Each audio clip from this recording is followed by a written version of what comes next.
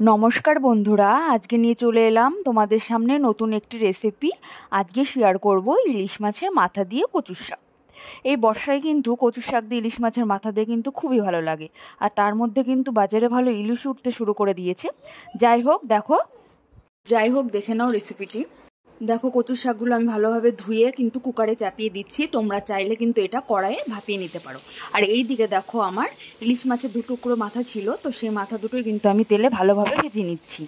এই দেখো, ভাজা মোটামুটি আমার হয়ে এসছে। এরপর দেখো এই যে কচুর শাকটা কীরকম আমার ভাপানো হয়ে গেছে। দেখো, ভালোই মোটামুটি ভাপিয়ে নিয়েছি। এরপর দেখো, তেলের মধ্যে কিন্তু আমি কালো জিরে ফোড়ন দিয়ে দিয়েছি। এরপর আমি কিছু কাঁচা লঙ্কা চিড়ে রেখেছিলাম, সেটাই কিন্তু এই কচুর শাকের সাথে আমি একবারে তেলের মধ্যে দিয়ে দিলাম। দেখেছো তো? এবার আমরা এটাকে কিন্তু নেড়েচড়ে ভালোভাবে ভেজে নেব। এরপর এর মধ্যে কিন্তু আমি একটু নুন আর হলুদ অ্যাড করে নেব। কচুর শাকটা না, আজকে আমি 2টো স্টিম দিয়েছি, কিন্তু কচুর শাকটা একটু নরমটা কম হয়েছে। যাই হোক, রেগুলার যে কচুর শাকগুলো করি তো সেগুলো কিন্তু নরম হয়ে যায়। যাই হোক, আজকে কচুর শাকটা হয়তো একটু অন্যরকম ছিল, তাই জন্য একটু শক্ত ছিল। যাই হোক, আমি এটা কিন্তু ভালোভাবে একটু ঘেটে নিচ্ছি। যাই হোক, দেখো, নুন হলুদ কিন্তু তোমাদের সাথে গল্প করতে করতে নুন হলুদটাও কিন্তু আমি অ্যাড করে নিয়েছি এর মধ্যে।